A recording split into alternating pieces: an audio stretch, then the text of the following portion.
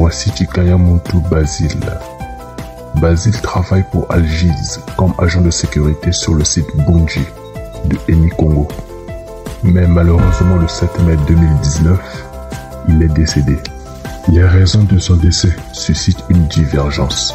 Selon sa famille, Basile est décédé sur son lieu de travail.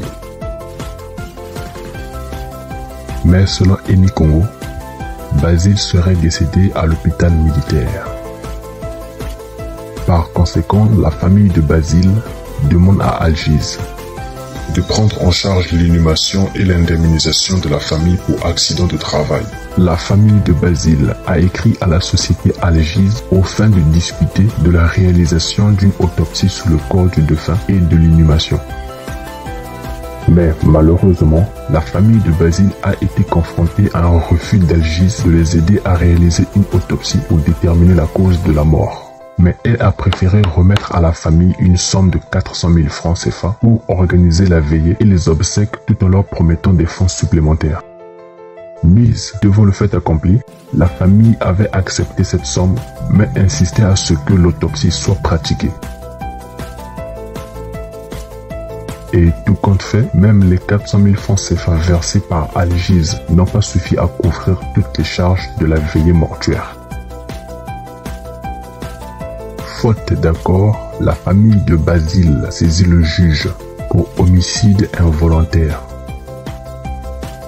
Le doyen des juges ouvre une enquête qui s'arrêtera avec le refus du directeur d'Algiz d'effectuer une descente sur le lieu, le site Bunji. Depuis lors, comme avec Ponce Pilate, la justice congolaise s'est lavé les mains de cette situation. Et par la suite, la famille Chikaya est informée que le corps de Basile a disparu de la morgue municipale de Pointe-Noire. Qu'est-ce qui s'est passé? C'est alors que la famille de Basile demande l'appui de la commission justice et paix. Et celle-ci engage un officier ministériel en vue de dresser un constat. Et le résultat est sans équivoque. Basile a été enterré dans une fosse commune sans que sa famille ne soit informée. Mais comment la morgue de Pointe-Noire peut considérer Basile comme indigent alors que le juge d'instruction avait envoyé des réquisitions à la morgue? Et sur ce point, la justice congolaise est toujours silencieuse. La commission Justice et Paix interpelle Eni Congo, responsable du site et donc responsable de la politique HSE, afin qu'une solution négociée soit trouvée. C'est alors que, avec la société Eni Congo, un dialogue va s'ouvrir dans un premier temps.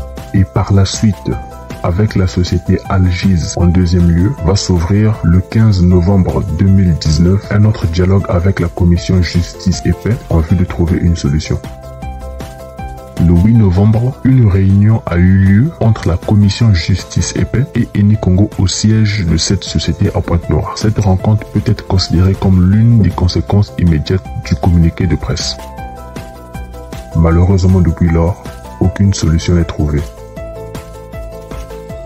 Il est inadmissible que Eni Congo affirme que la responsabilité de réparer des dommages incombe à son prestataire. Ainsi, d'une part, la famille de Basile ne peut pas faire son deuil et ne sera jamais indemnisée peut-être. Et d'autre part, la justice congolaise a démissionné de cette affaire. Si vous aussi vous trouvez cette situation injuste, cliquez sur le lien dans la description pour signer la pétition.